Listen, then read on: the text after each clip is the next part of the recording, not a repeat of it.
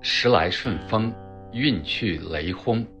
2025年10月7日，大家好，今天跟大家分享《增廣賢文》裡的一句話：時來風送滕王閣，運去雷轟劍福碑。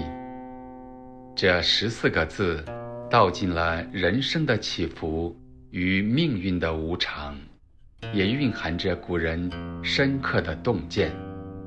一，時來風送滕王閣。唐代才子王勃聞名早立，卻仕途坎坷。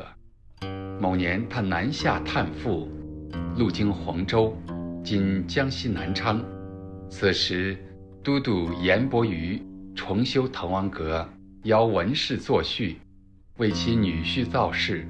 王勃原本被置於江上，眼看趕不上盛會，卻忽得順風而行，一日700里，恰好趕到。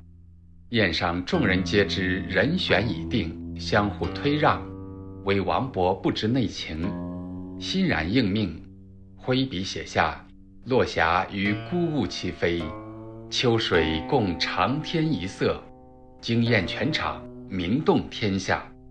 於是才有了“時來風送滕王閣”這句話。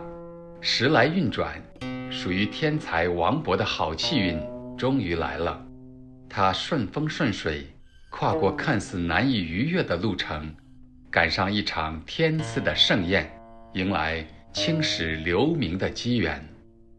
二，運去雷轟劍福碑。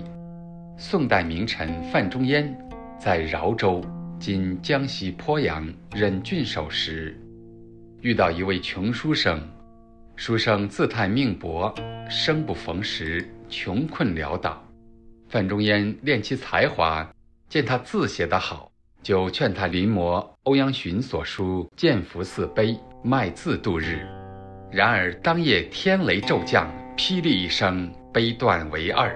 范仲淹驚嘆：如若運去，非人力可為。自此便有了這句“運去雷轟劍福碑”。這個故事告訴我們，如果時運不濟，哪怕自己再有才學，別人給的機會再好，也難以逆天改命。三，謙卑敬命，順勢而為。這兩則典故，一悲一喜，一失一得，正好構成命運的兩面。